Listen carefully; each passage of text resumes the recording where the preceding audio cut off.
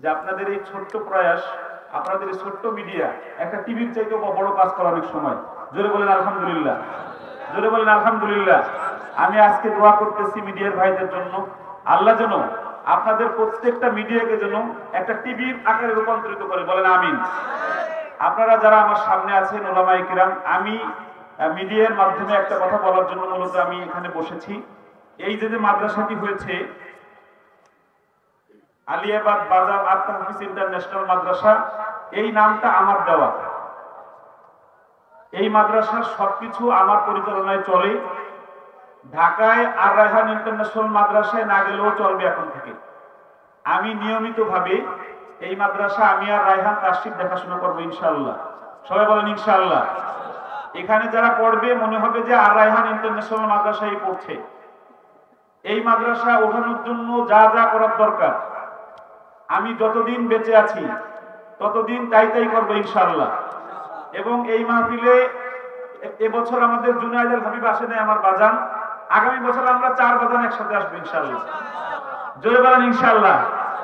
কি আপনি ফিল্মারি বসে রয়েছেন কেন হুজুর? জোরে বলেন ইনশাআল্লাহ। আমি একটা গজল গাই, আরেকটু কথা বলে শেষ করে দেবো। আমার সাথে একটু নাচে গান। ভালোবাসার জায়গা মদিনা, ভালো লাগার, কি আপনারা বলবেন না? জোরে বলেন।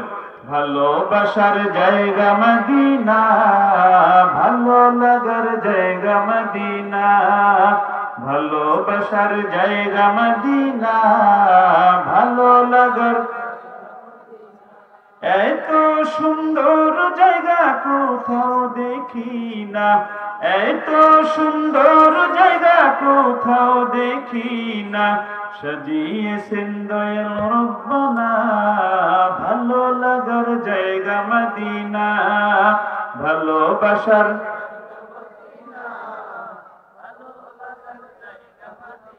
মিডিয়ার ভাইরা ফাস্ট আপনাদের যে সুন্দরভাবে গাইতেছেন আপনারা তো শিল্পী হয়ে যাবেন। ভালোবাসার জায়গা মদিনা, ভালো লাগার মদিনা শরীফে নূরের খাজিনা, মদিনা শরীফে নূরের খাজিনা, আশিক ছাড়া অন্য বুঝে না, ভালো লাগার জায়গা মদিনা, ভালোবাসার জায়গা মদিনা, ভালো লাগার। যতই দুরূদ পড়ি তৃপ্তি মিটে না, যতই দুরূদ পড়ি তৃপ্তি মিটে না, সুন্নতে অশান্তি থাকে না, ভালো লাগার জায়গা মদিনা, ভালোবাসার জায়গা মদিনা, ভালো লাগার। আমি একটা কথা একটা মেসেজ দেব, শুধু একটা মেসেজ। যারা শিক্ষক মাদ্রাসার বা স্কুলের তাদেরকে একটা মেসেজ দিয়ে আমার কথা শেষ করব, যেটা আমি করি এখন। সেটা হলো ওয়াকদুত মিন সাউতিক। বলেন তো সবাই, যারা মাদ্রাসার ছাত্র, যারা হাফেজ, তারা কোরআনের একটা আয়াতের মাঝখানের একটা অংশ ওয়াকদুত মিন সাউতিক। আল্লাহ রাব্বুল আলামিন মানুষকে লক্ষ্য করে বলেন, তোমরা কণ্ঠস্বর নিচু করে কথা বলো। জোরে বলেন, কণ্ঠস্বর নিচু করে কথা বলো। আমি আলহামদুলিল্লাহ আমার 2000 ছাত্রের সাথে আমি কণ্ঠস্বর উঁচু করে এখন কথা বলি না। এই কণ্ঠস্বর উঁচু করে না কথা বলার কারণে আমার মতো অযোগ্য মানুষের কাছে 2000 ছাত্র হয়েছে। সর্বনিম্ন বেতন গত বছর বলে গেছিলাম 10,000, এবার সেটা 12,000। গত বছর আপনাদের মাহফিলে বলেছিলাম ছাত্র সংখ্যা ছিল 1000, এবার সেটা 2000। সুবহানাল্লাহ বলবেন না? একমাত্র কারণ এটা হয়েছে, গত বছরও বলেছিলাম আমি এতিমের মাথায় হাত দেই। গত বছর আমার এতিম সংখ্যা ছিল 100, এবছর হয়েছে প্রায় 200। আমি পৃথিবীর কোনো খরচ এদের কাছ থেকে নেই না। এই যেটা আত-তাহফিজ মাদ্রাসা, এখানেও এতিম আসলে ফেরত যাবে না ইনশাআল্লাহ। বলেন ইনশাআল্লাহ। তো এই অঞ্চলের মানুষ, উত্তরবঙ্গের মানুষ যারা আমার কাছে পড়াতে চান, টাকা আমার ওখানে 12,000, এখানে কত বেতন দেওয়া হয়? 5,500। আমার বেতনের অর্ধেকের চাইতেও কম। যারা আমার মতোই পড়াতে চান বা আর রায়হানে পড়াতে চান, অত দূর না যে আপনাদের টাঙ্গাইলের মানুষ বা সিরাজগঞ্জের মানুষ এই টাঙ্গাইলের এই কালিহাতির মাদ্রাসায় আসলে আমার কাছে পড়ানো হবে ইনশাআল্লাহ। এবং আমার বিশ্বাস এবার যে বিল্ডিং আছে এই বিল্ডিংটা আগামী বছর আর ধরবে না, 6 মাসের মধ্যে এই বিল্ডিংটার মতো আর একটা বিল্ডিং নিতে হবে, বলেন ইনশাআল্লাহ। আমি মোল্লার একটা যোগ্যতা আছে, সেটা হলো আমি যা বলি আল্লাহ রাব্বুল আলামিন তাই করে দেয়, বলেন আলহামদুলিল্লাহ।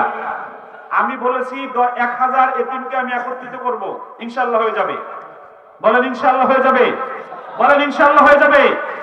আমার মিডিয়ার ভাইদের কাছে আমার একটা দাবি করব, আপনাদের মিডিয়ায় এখন যে রোজগার আছে আমার এটা যদি আপনারা মানেন তাহলে এই রোজগার ডাবল হয়ে যাবে ইনশাআল্লাহ।